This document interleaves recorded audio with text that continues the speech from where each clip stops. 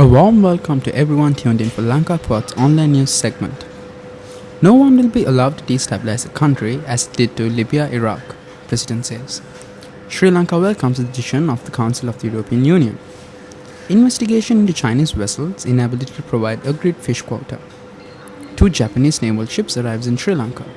Schools given a 3-day holiday because of the presidential elections. And in detail, no one will be allowed to destabilize the country as they did to Libya, Iraq and a few other countries in the Middle East, President Mahinda Rajapaksa emphasized while addressing the recipients of the Mahapala scholarships at the Shalika grounds, Narahempitiya yesterday. President Rajapaksa said that the university students are the future leaders and should be ready to conquer the ever-advancing world with knowledge. He said that students should reach high standards in education to conquer the world. President Rajapaksa said knowledge is power, and added that students are duty-bound to reap the maximum benefits from the resources provided to schools under the government's education sector development initiatives. He said that the undergraduates should be bent on gaining the knowledge including information technology knowledge and language abilities. Both IT and international language paves the way for students to reach the high levels of their desired fields. Sri Lanka welcomes the decision of the Council of the European Union to appeal the judgment of the General Court of the European Union of 16 October 2014. Which annulled measures taken by the Council to designate the LTTE as a terrorist organization and the freezing of LTTE funds. The action taken by the Council of the European Union demonstrates commitment for the fight against terrorism at a time when this threat is increasingly posing a significant challenge to global peace and stability, necessitating a collective and vigorous international effort to counter. Sri Lanka has worked closely with the EU and its member states in investigations against activities on EU territory by networks of the LTTE, which remains proscribed in the USA, Canada, India, UK and Sri Lanka, impressed the urgent need for action to be taken to maintain the proscription.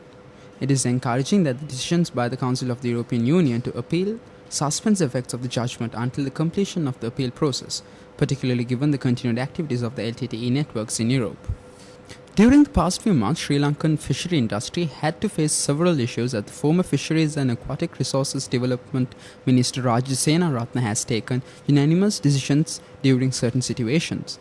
Minister Sarath Kumar Gunaratne stated addressing a press briefing at the Fisheries and Aquatic Resources Development Ministry while revealing that 8 Chinese vessels fishing in international waters during the last 9 months under the Sri Lankan flag failed to provide a certain fish quota to Sri Lanka as agreed. Speaking further, Acting Minister of Fisheries and Aquatic Resources Development Sarath Kumar Gunaratne stressed that these Chinese ships engaged in fishing in international waters under the Sri Lankan flag had promised to provide 10% of the catch of each ship to Sri Lanka through an agreement signed between the Chinese and Sri Lankan governments. Accepting the invitation extended by the Sri Lankan Navy, 2 Japanese Maritime Self-Defense Forces ships, Harusame DD-102 and Amagiri DD-154, arrived in the island on the 1st December 2014 to attend the Galle Dialogue International Maritime Security Conference. They were welcomed by the Sri Lankan Navy in accordance with naval traditions on arrival at the port of Colombo.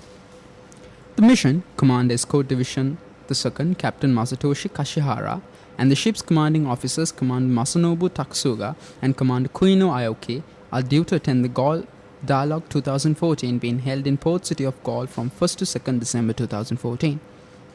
The Education Ministry has decided to make the date 7th, 8th and 9th of January as public holidays to all governmental and semi-governmental schools, so schooling will be resumed from the 12th of January.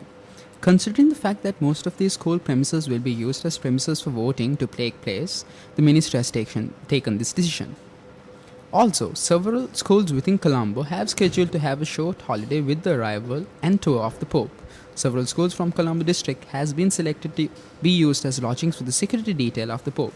These schools will be closed from the 11th of January till the 15th. Thank you.